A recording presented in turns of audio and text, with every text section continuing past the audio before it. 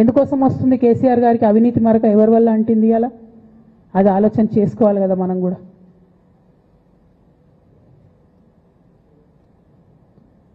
కొంతమంది కేసీఆర్ గారి పక్కన ఉన్నటువంటి వాళ్ళు కేసీఆర్ గారి పేరు చెప్పుకొని అనేక రకాలుగా లబ్ధి పొంది వారు చేసినటువంటి అనేక చెత్త పనుల వల్ల ఇవాళ కేసీఆర్ గారి పేరు బద్నామయ్యే పరిస్థితి వచ్చింది. అయినా మళ్ళీ వాళ్ళనే మోస్తాం, అయినా మళ్ళీ వాళ్ళనే ముందుకు తీసుకెళ్తామని అనుకుంటే పార్టీ ఎట్లా ముందటికి పోతుంది? ఒక బిడ్డగా నిజంగా నేను బాధపడతా ఉన్నాను. ఇవాళ 5 సంవత్సరాలు ఇరిగేషన్ మంత్రిగా చేసినటువంటి హరీష్ రావు గారిది మేజర్ పాత్ర లేదా దీంట్లో? అందుకే కదా కేసీఆర్ గారు వారిని సెకండ్ టర్మ్లో తప్పించిండ్రు. ఈ మొత్తం కాళేశ్వరం ఎపిసోడ్లో కేసీఆర్ గారికి మరక అంటిందంటే 2-3 వ్యక్తులు కారణం. మాజీ రాజ్యసభ సభ్యుడు ఒకలైతే, హరీష్ రావు గారు ఒకలైతే, మేఘా కృష్ణారెడ్డి గారు ఇంకోడు, మేఘానో బోగానో ఏదో.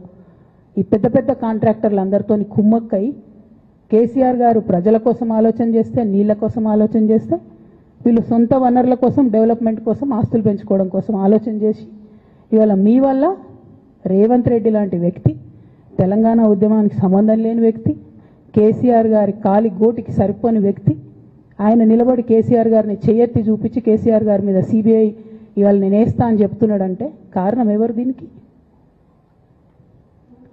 నేను భరించిన, ఇదే హరీష్ రావు గారు, ఇదే సంతోష్ రావు గారు అనేక కుట్రలు చేసినా కూడా భరించిన. నా మీద ఓపెన్గా మీడియా మిత్రులందరితో రకరకాల మాటలు చెప్తే కూడా నేను భరించిన. నా పర్సనల్ అటాక్కి నేను ఎప్పుడు కూడా వాళ్ళను ఇంతవరకు పేరు పెట్టి పిలవలేదు, మాట్లాడలేదు. ఫస్ట్ టైం చెప్తున్నా. నేను ఎందుకోసం చెప్తున్నా?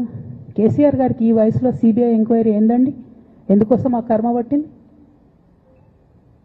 ఎందుకు భరించాలి? ఇటువంటి వాళ్ళని చూస్తూ ఎందుకోసం ప్రొటెక్ట్ చేసుకోవాలి?